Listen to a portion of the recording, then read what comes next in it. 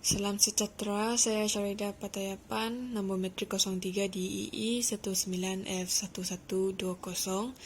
Hari ini saya nak tunjuk lab 4 audio amplifier.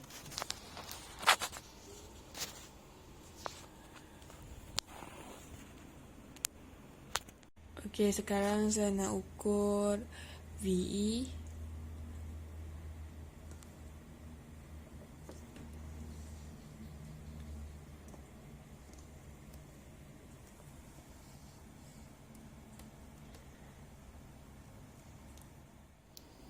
Okey, sekarang saya nak ukur VB.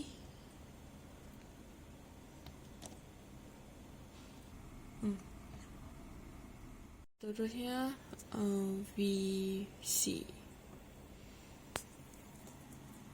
Okey, seterusnya kita kena open R1 ataupun 47K ohms. Selepas kita ambil keluar R1, kita ukur VE.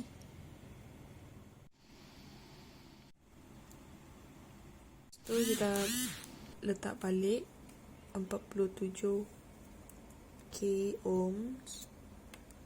Lepas tu kita ambil keluar 10K. Okey, ukur, letak dekat VE.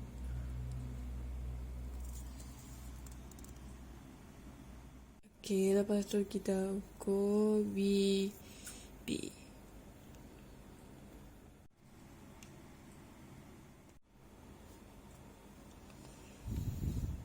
Okey, kita ukur VC.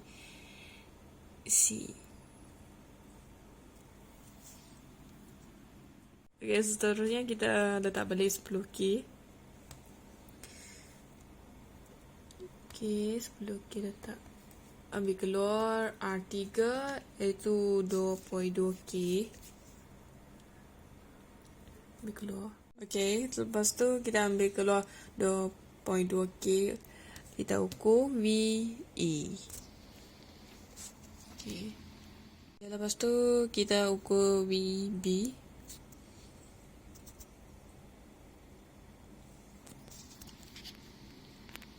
Lepas tu kita ukur VE. Okey, lepas tu kita bawa balik 2.2K.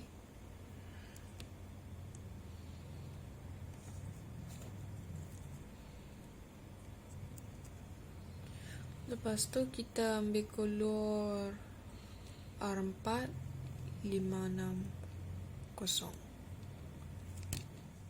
Okey, lepas tu kita ambil keluar 560 ohm. Kita ukur VE. Okey, lepas tu kita ukur VC.